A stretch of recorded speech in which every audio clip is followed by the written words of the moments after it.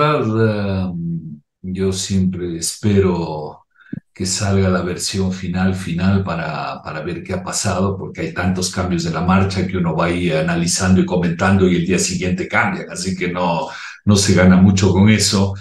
Y yo no soy particularmente adepto, digamos, de lo que se presentó y estoy seguro que tampoco seré adepto de lo que salga porque me parece hablando específicamente de los dos grandes temas que trata de enfocar esta ley, que es las finanzas públicas, mejorar las finanzas públicas y por otro lado generar actividad económica y empleo, creo que es una ley que no va a generar ni lo uno ni lo otro. Entonces, me parece que es una ley pequeñita que la verdad no tiene mayor impacto, ni en bien ni en mal, francamente.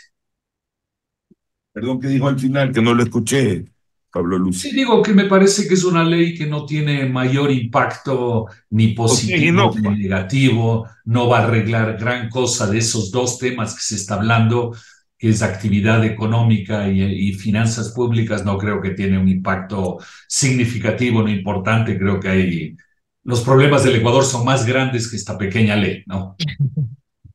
Economista Pablo Lucio Paredes, sigue anunciándose más datos y cifras sobre el hueco fiscal que ha quedado. El gobierno anterior, el ex ministro de Semana había declarado que estaba por encima de los 3.000 millones, está ahora por encima de los 5.000 millones con datos reales y se anuncia la venta del oro, de parte del oro de la nación. El ministro ha dicho que no se va a movilizar, se va a volver es en dinero líquido, después que otros dicen que va a ser usado para tapar el déficit en ciertos gastos que tiene el Estado. ¿Cómo ve este uso del oro de la nación y la venta del mismo? A ver, yo creo que hay un hueco fiscal muy grande y ese hueco muy grande se lo tiene que atacar con medidas importantes, ¿no? No raspando la olla, que es lo que se está haciendo. Esta ley, como digo, aporta dos cositas por aquí y por allá. La venta del oro se entiende que lo que el gobierno va a tomar son las utilidades de esa venta, que serán 200, 300 millones de dólares, no va a tocar, o sea, va a vender el oro, va a coger el dinero y ese dinero lo va a tener en la reserva y lo que va a utilizar son las ganancias que eso genere, que serán, como digo, unos 200 millones de dólares. Nuevamente, 200 millones de dólares no arregla el problema fiscal, y más bien genera cierta incertidumbre porque uno dice, ah, caramba, ahora se vende el oro, se va a tener dinero, va a haber una tentación de tomar ese dinero, en fin, pero no se resuelve la magnitud del problema, ¿no? Y yo creo que realmente el tema a través del cual se tiene que atacar el tema fiscal es a través de una reducción importante del gasto público. Hay una cantidad de actividades improductivas del Estado, y esas son una cantidad de entidades improductivas, una cantidad excesivo de todo que no aporta nada a la sociedad. Entonces, eso es lo que hay que eliminar. Y entonces la gente dice, bueno, pero ¿y qué se puede hacer en detalle? Bueno, en detalle hay que mirarlo, obviamente, en cada entidad. Nosotros no podemos desde afuera decir tal entidad o tal otra entidad, a pesar de que en la Universidad de San Francisco sí estamos preparando un trabajo detallado sobre lo que se podría hacer, lo vamos a tener en el mes de enero. Eh, pero si el Estado gasta más de 40.000, más en conjunto, más de 40.000 millones de dólares, si hubiera solo 10% de mal gasto, que hay mucho más, estaríamos hablando de un ahorro entre 4.000 o 5.000 millones de dólares, que sean 2.000 o 3.000 millones, ya lo que sea, pero hay que atacar el tema de la ineficiencia del gasto público. Señor Paredes, y en ese sentido, por ejemplo, el gobierno central ha dicho que va a recortar unos 1.000 millones de dólares en gastos en 2024. Ese ajuste lo comentó el ministro de Finanzas y pregunto, también habla de posiblemente analizar la focalización de los subsidios a los combustibles. Pero además hay otra deuda que está bastante latente y manifiesta ya, que es la deuda con los GATS, de lo cual se dijo que, por ejemplo, se van a generar 20 millones de dólares diarios. Entonces, con todo este panorama, y viendo lo que también dijo en declaraciones, que posiblemente se pague a los GATS con bienes de inmobiliar, ¿de qué manera esto puede resolver o más bien puede generar mayor problema a los GATS en vista de que tendrían que igual mantener esos bienes? Bueno, parte de la mejora de calidad del gasto es evidentemente en los GATS, ¿no? Tiene que haber un esfuerzo de mejora del gasto, o sea, no solo es el gobierno central. Los GATS reciben de transferencias, creo que son alrededor de, si no me equivoco, de 3.000 millones de dólares, o bueno, cerca de eso.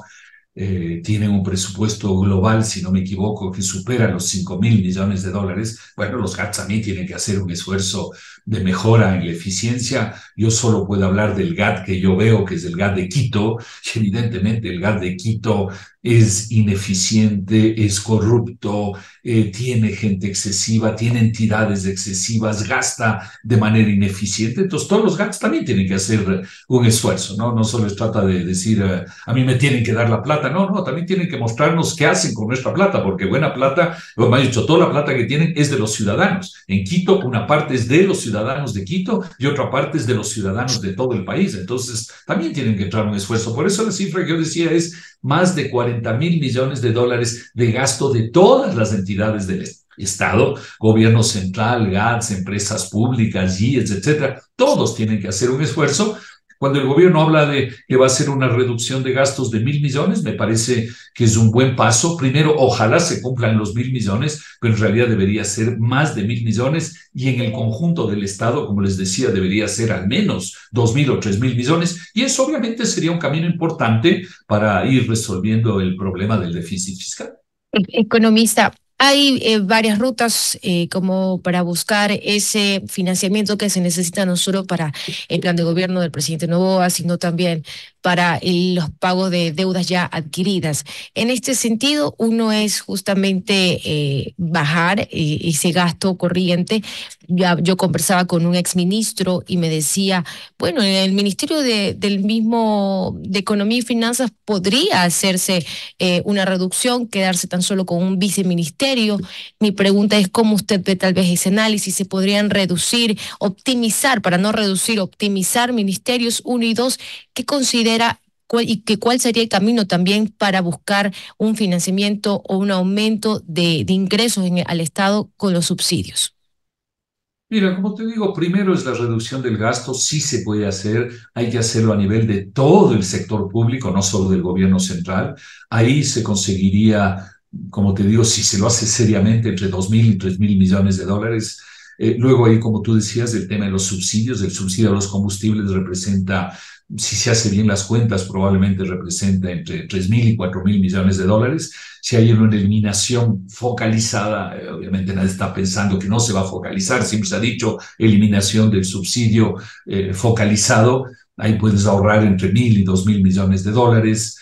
Si tienes un programa serio que haga esas cosas, entonces vas a tener apoyo también externo para financiar una parte de tus necesidades. Entonces ahí vas armando un rompecabezas, no solo es una cosa, son varias que se van armando, ¿no?